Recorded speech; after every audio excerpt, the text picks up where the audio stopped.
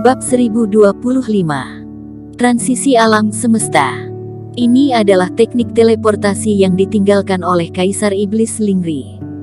Setelah kamu mempelajarinya, ingatlah untuk tidak menyebarkannya keluar, jika tidak aku pasti akan mengejar kamu sampai ke ujung dunia. Kaisar Iblis Joeri juga tidak bertele-tele, ia langsung memberikan slip giok ke Erikin, dan berkata dengan serius. Akting membutuhkan properti yang lengkap. Jika tidak berperilaku lebih serius, bagaimana anak ini bisa berpikir bahwa teknik teleportasi ini sangat berharga? Terima kasih, Yang Mulia. Erikin menghela nafas lega ketika dia mengambil slip giok, dan sepertinya tidak ada yang salah dengan itu. Mungkinkah dia terlalu banyak berpikir?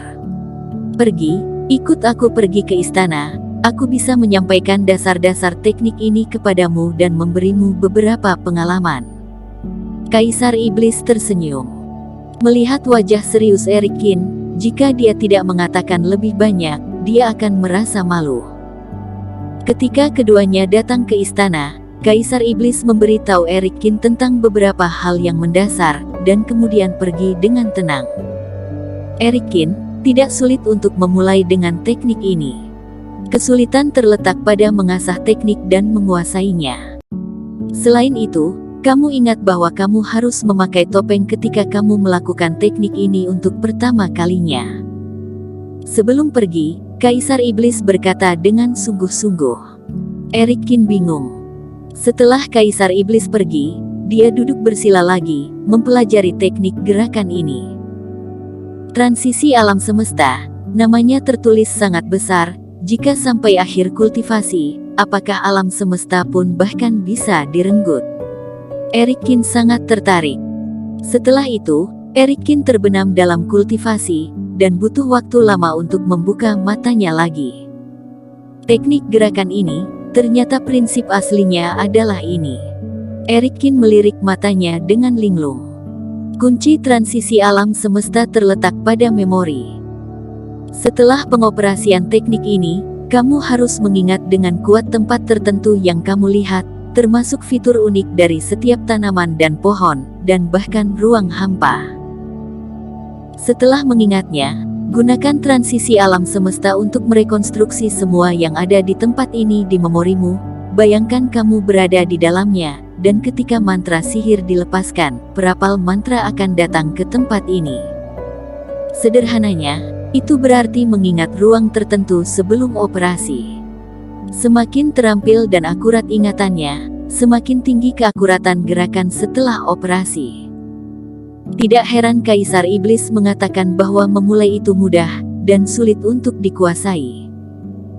Jika ingin mengingat semua jenis informasi sekecil debu di seluruh ruang dalam sekejap, ini terlalu menakutkan bagi para biksu. Erikin menarik nafas dalam. Aku benar-benar tidak tahu bagaimana Kaisar Iblis ini melakukannya. Karena aku sudah mulai, lebih baik aku mencobanya. Memikirkan hal ini, Erikin melompat dan berdiri, sedikit bergerak. Aula di depan ini juga boleh. Erikin menemukan target secara acak, memutar alam semesta untuk membuat keputusan, kerohaniannya terpancar keluar, dan ia mulai mengingat. Kemudian ruang di luar tubuhnya bergetar, dan serangkaian aura misterius melonjak keluar, dan Erikin merasakan tubuhnya bergetar tanpa sadar, seolah-olah dia akan meninggalkan kesadarannya. Perasaan ini sangat familiar, dan itu persis seperti adegan ketika Kaisar Iblis membawa dirinya sendiri untuk melakukan transisi alam semesta. Sush! Sosok Erikin menghilang di tempat yang sama dalam sekejap. Di mana tempat ini? Erikin sedikit linglung ketika penglihatannya kembali. Dia muncul di sebuah ruangan saat ini, dikelilingi oleh beberapa lentera istana berwarna merah muda, memantulkan suasana yang kabur, menambahkan dekorasi, dengan sedikit fantasi yang memikat orang. Kemudian pintu ruang belakang berderit terbuka, dan seorang pria paruh baya gemuk dengan seringai di wajahnya, memeluk seorang wanita yang bajunya acak-acakan, mendekatinya dengan penuh kasih sayang. Siapa kamu? Di mana tempat ini? Matanya bertemu, Kedua belah pihak sedikit bingung. Ah, wanita itu malah yang tidak bisa menahan teriakannya, dan langsung menutupi tubuhnya. Kemudian, setelah memikirkan sesuatu, dia buru-buru menutupi wajahnya. "Kemarilah, seseorang masuk ke istana untuk membunuh Kaisar Iblis," seru wanita itu. Istana Kekaisaran, Kaisar Iblis. Tiba-tiba rambut Eric Kin berdiri. Dia mengira itu adalah istana sebelumnya. Kenapa dia malah datang ke tempat ini? "Maafkan aku mengganggumu." Eric Kin merasa tidak jauh, nafasnya tajam, ia mendengus dan tiba-tiba terbang, menabrak atap, berubah menjadi panah tajam dan melarikan diri. Di istana, 4 atau 5 master fase keilahian juga ikut terbang tinggi dan meraung dengan amarah, terus mengejarnya dari belakang. Eric Kin menyingkirkan orang-orang ini dalam hanya beberapa detik, lalu berlari kembali ke istana dengan sedikit malu. "Kamu masuk ke istana saudaraku, dan kamu mengintip kakak iparku," Kaisar Iblis Joeri berkata dengan ekspresi yang tidak ramah. "Ahem, Yang Mulia salah paham, aku tidak mengintip. Kamu tahu bahwa aku tidak bisa mengambil kendali atas teknik ini," kata Eric Kin tak berdaya. "Apakah kamu telah memakai topeng?"